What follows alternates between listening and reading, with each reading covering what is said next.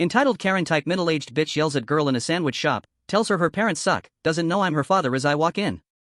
Y'all, first off, I love these stories. I live to read shit like this one. Second, this happened about an hour ago. On mobile, so forgive the formatting. Entitled cunt equals EC my daughter equals D me is me so D works at a sandwich shop at a super pretentious outdoor sort of mall. You know the type, Ulta store, Apple store, British pub, stuff like that. She's a kitchen worker and does a good job, from what I've been told. Place is overpriced for my taste. But who am I to get in the way of capitalism? Anywho, about an hour into her shift, Dee texts me and asks if I can run her work hat to her because she forgot it, again, and doesn't want to get reported for it. I was kinda put out by this, because it's my day off, and I'm also watching my 8-year-old. I wasn't planning on getting dressed today, or really doing much beyond playing Legos or Minecraft. Plus it's snowing, so no board shorts and flip-flops. I begrudgingly do as she asks. She knows how to guilt me when she needs to, and drive over to give her a stupid hat. I was all set to give her a look when I'm walking towards the restaurant and I see her standing rigid with eyes bulging out and tears streaming down her face. The window blocked my entire view, so I couldn't see her from the neck down. This is important for context. I'm sure a lot of readers on here, to include myself, have put themselves in the OP's shoes when they read these stories and fantasized about what they would do if they ever encountered some asshole like the antagonists we read about daily. I also can admit that I used to be Dee's hero,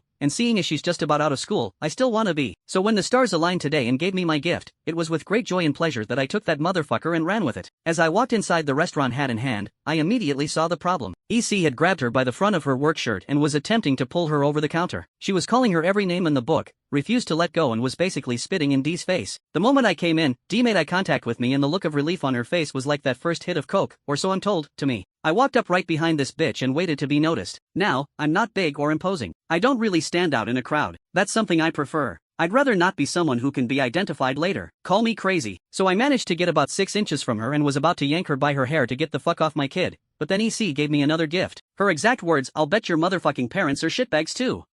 So I smiled and leaned down to her ear and whispered, "You mean this motherfucking shitbag right here?"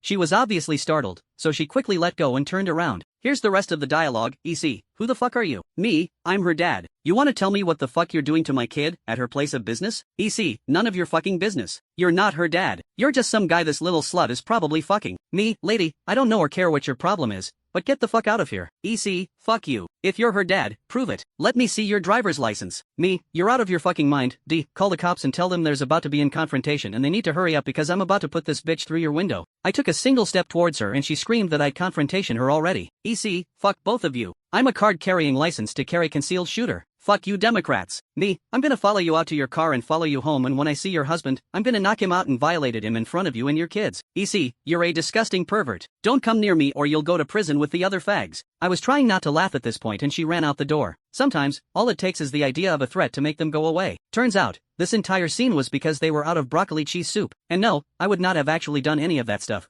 But she doesn't know that.